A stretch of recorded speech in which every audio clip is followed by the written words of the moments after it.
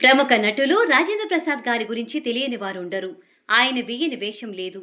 Ladies tailor, చెట్టు కింద pleader, ఆ ఒక్కటి అడక్కు, అప్పు చేసి పప్పుకూడు, అప్పుల అప్పారావు వంటి కామెడీ చిత్రాలు దూసుకుపోతుంటే, రామానాయుడు గారు జంధ్యాల గారిని పెట్టి తీసిన ఆహనా పెళ్ళంట ఈ రోజుకి ప్రతి ఇంట్లో నవ్వులు పోయిస్తూ రాజేంద్ర ప్రసాద్ గారి కెరీర్లో ఓ మైల్ స్టోన్ మూవీ అయ్యింది. ఇప్పటికీ ఆ సినిమా తరచూ యూట్యూబ్, ఇతర మాధ్యమాల్లో చూసేవారు ఉండటం విశేషం. ఇక మేడం అనే చిత్రంలో ఆడవేషం వేయడంతో పాటు ఆయనే అమ్మాయిలాగా డబ్బింగ్ చెప్పి మరొక సంచలనం సృష్టించారు. రాజేంద్ర ప్రసాద్ గారు ఈ మధ్య కాలంలో ఇచ్చిన ఇంటర్వ్యూలో ఆయన సినీ కెరీర్ ఆరంభం, అనుభవాల గురించి వివరించారు. హీరో రాజేంద్ర ప్రసాద్ గారిది కృష్ణా జిల్లా నిమ్మకూరు. సీనియర్ ఎన్టీ రామారావు గారి స్వగ్రామం కూడా అదే. ఇక రామారావు గారు రాజేంద్ర ప్రసాద్ గారికి వరసకు మేనమామ అవుతారట. అంతేకాదు, రాజేంద్ర ప్రసాద్ గారి ఇంట్లోనే ఎన్టీఆర్ గారు కుటుంబ సభ్యులు కొన్నాళ్ళు అద్దెకు ఉన్నారన్న విషయం ఎవరికీ తెలియదు. అయితే రాజేంద్ర ప్రసాద్ గారు సినిమాల్లోకి రావడానికి ప్రేరణ మాత్రం ఎన్టీఆర్ గారని చెబుతుంటారు. ఇక నటకిరీటి ఇంజనీరింగ్ పూర్తి చేసి ఉద్యోగ ప్రయత్నాలు ప్రారంభించారు. ఆ సమయంలో ఎన్టీఆర్ గారి నటన చూసి సినిమాల పట్ల ఆకర్షణ మొదలై మద్రాస్ యాక్టింగ్ స్కూల్లో నటనలో శిక్షణ తీసుకున్నారు. అదే స్కూల్లో తొలి బ్యాచ్లో సూపర్ స్టార్ రజనీకాంత్ గారు, రెండో బ్యాచ్ రాజేంద్ర ప్రసాద్, మూడో బ్యాచ్ చిరంజీవి గారు తదితరులు శిక్షణ పొందారట. రాజేంద్ర ప్రసాద్ గారు సీనియర్ కావడంతో అక్కడ మోనో, డ్యూయల్, డైలాగ్, డబ్బింగ్ ఇలా కొన్ని అంశాల మీద శిక్షణ తీసుకుని తనకంటే జూనియర్ అయిన చిరంజీవి గారికి క్లాసెస్ చెప్పారట. ఇక యాక్టింగ్లో ఇద్దరికీ కూడా ఏడాది మాత్రమే గ్యాప్ ఉంది. యాక్టింగ్ నేర్చుకున్న తరువాత సినిమాల కోసం రాజేంద్ర ప్రసాద్ అనేక స్టూడియోలకు వెళ్లారు. కానీ ఎక్కడ అవకాశాలు రాలేదు.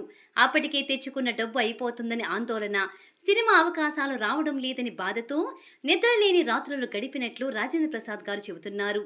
కొన్నాళ్ళు అవకాశాలు రాకపోవడంతో ఇక ఆత్మహత్య చేసుకుందామని అనుకున్నారట. ఒకరోజు ఆ విషయాన్ని పుండరీకాక్షయ్యతో చెప్పి తన జీవితం ముగిద్దామని అనుకున్నారు. దీంతో పాటు అప్పటికే నెల నుంచి ఒంటిపూట తింటూ, అది కూడా అరటి పళ్ళతోనే కడుపు నింపుకున్నారట. ఇక పుండరీకాక్షయ్య అదే సమయానికి ఏదో సినిమా డబ్బింగ్ గురించి చర్చ జరుగుతుండగా ఆ సమయంలో రాజేంద్ర ప్రసాద్ వెళ్లారట. వెంటనే ఆయన రావయ్య ప్రసాదు, ఆ డబ్బింగ్ నువ్వే చెప్పాలని ఒక అవకాశం ఇచ్చేశారట.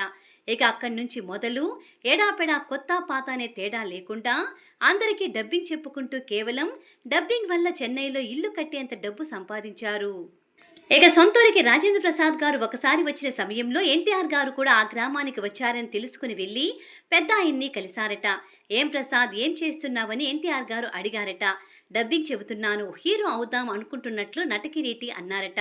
వెంటనే ఎన్టీఆర్ గారు గట్టిగా నవ్వి, ఇప్పటికే చాలా మంది హీరోలు ఉన్నారు కదయ్యా, పౌరాణికాలకు నేను, ప్రేమ చిత్రాలకు నాగేశ్వరరావు, ఫైటింగులకు కృష్ణ, అందానికి శోభనబాబు ఉన్నారు కదా అన్నారట.